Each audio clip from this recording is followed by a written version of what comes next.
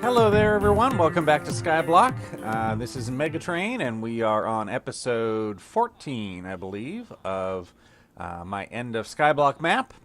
And a couple things we're going to be working on this episode.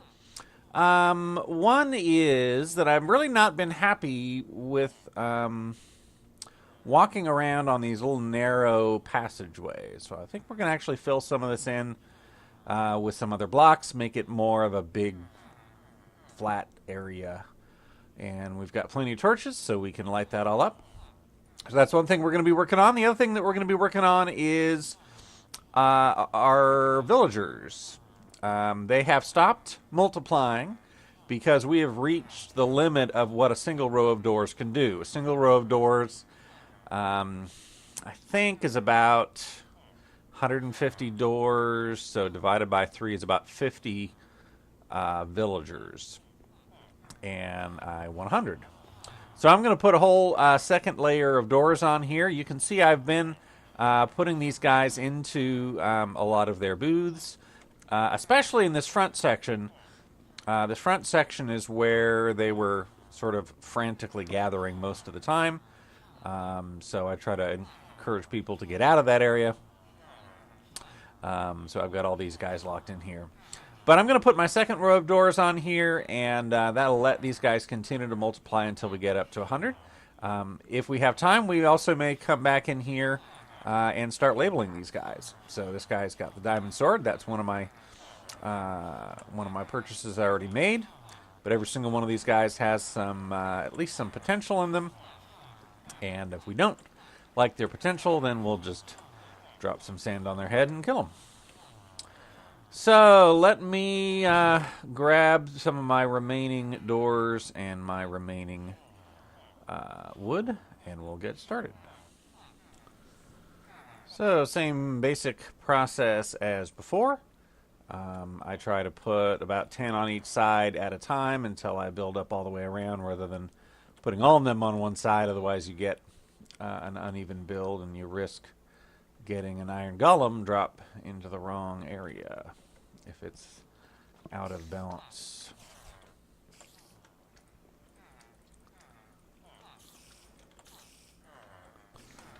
Alright, my last 3 outside doors. That gives me a whole double row of doors, and these guys have started to notice and should be making some more villagers at some point here. At least a few of these guys. Oh, there's a golem. At least a few of these guys I may want to let out, because they can't breed through these doors here.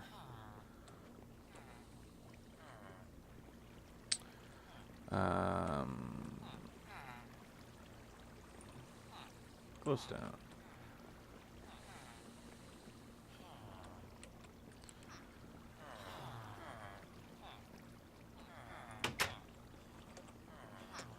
What's he got going on? He's stuck.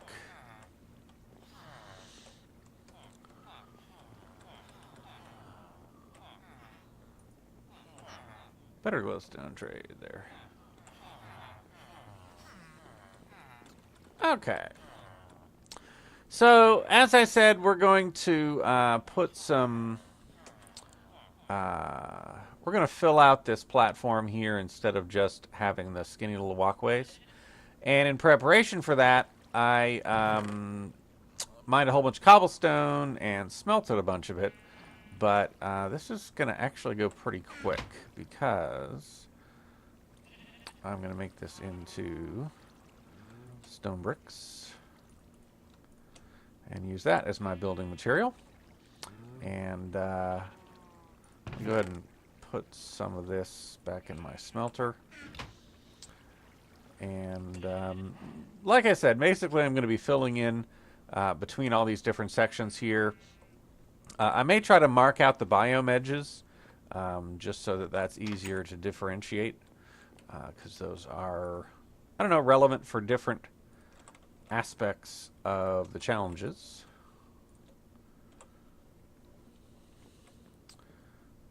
So I suspect this is going to take a lot. So let's start laying these out here.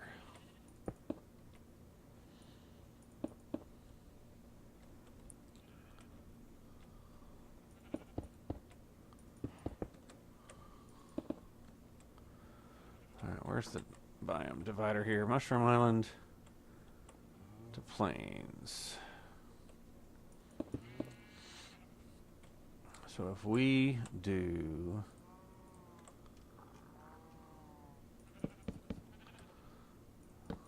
planks along the edge of the biome, then we'll have a differentiator here so we can tell the difference.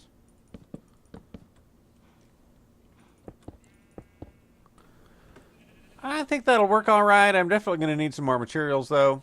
So if you look at my F3 here, we're going to Mushroom Island back to plains, and then from plains to cold taiga and ice plains. So this is my biome dividers here, and so I'll kind of continue this theme here. I've still got more stone smelting, and we'll fill in all the stuff in the middle and torch it up so nothing spawns.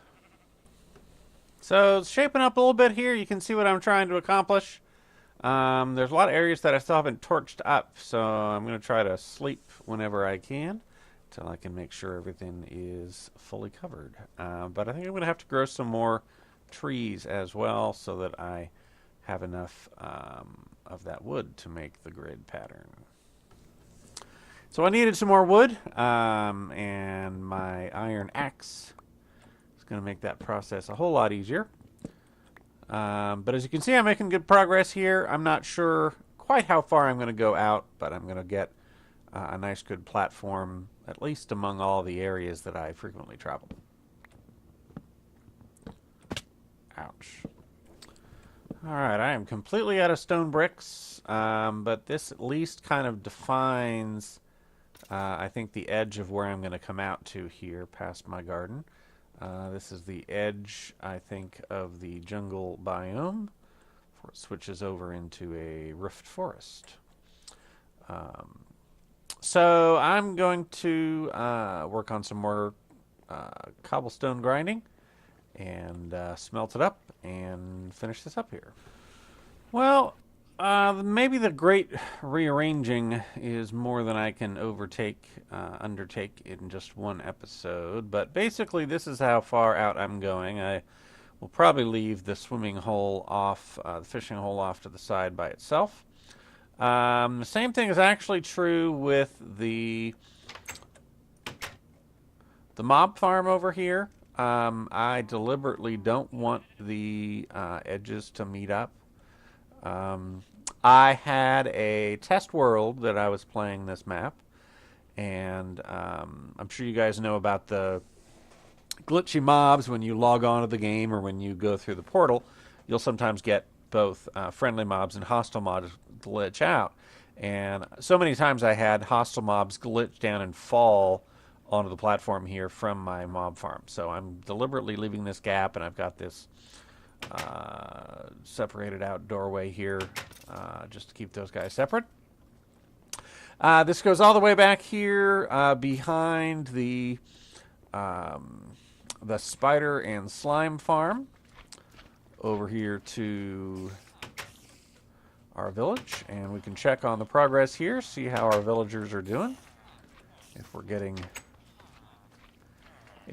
any more or not.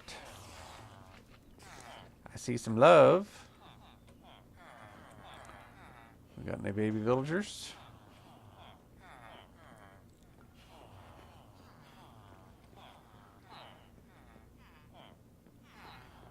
Well, there is some. This area definitely looks more populated than it used to be. There's a whole bunch of baby villagers there, so not bad. What I would love to find is a diamond pick. That should let me cruise through. There's some diamond boots. I think I've got someone else with diamond boots. I know him.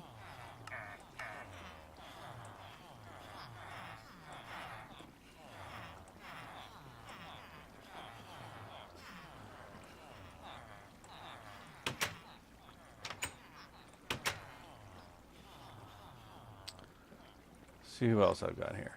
Alright, well, these guys are definitely working on building up.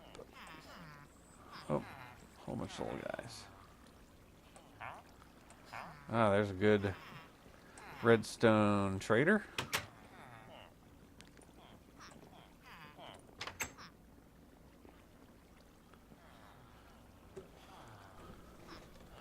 Let's go down and check on our iron farm. We've been getting a pretty good supply of these guys.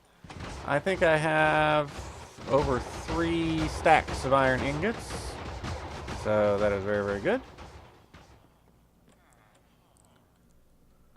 Been giving a pretty faithful supply here. Uh-oh.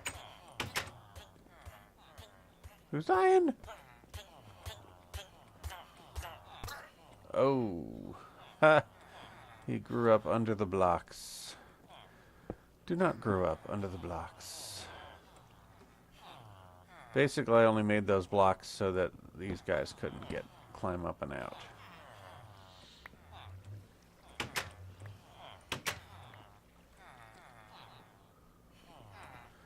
So don't smother yourself into blocks.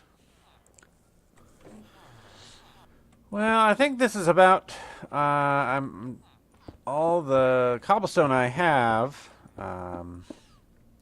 So this may be all the platform terraforming I do at the moment. So let me show you guys what we've gotten accomplished so far here. Hopefully we can do this without hurting ourselves.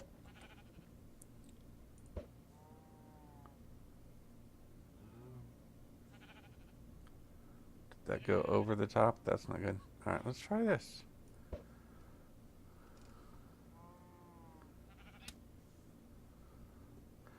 Okay, yeah, I think the other one went all the way over the top.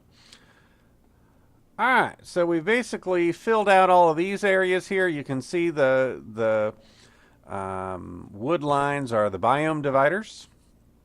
And I'm going to clean up some of these areas that we have some spare cobblestone. I'll replace those with our wood.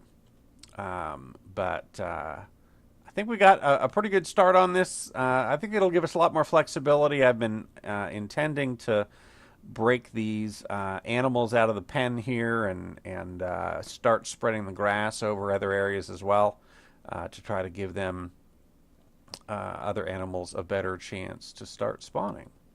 So our villagers are continuing to multiply. We're going to come through and fill in some of these additional areas as well, just to give ourselves a bit more security and a bit more place to start putting stuff down. So thanks again for watching. I'll do some additional work off camera to see if I can prettify up this area as well.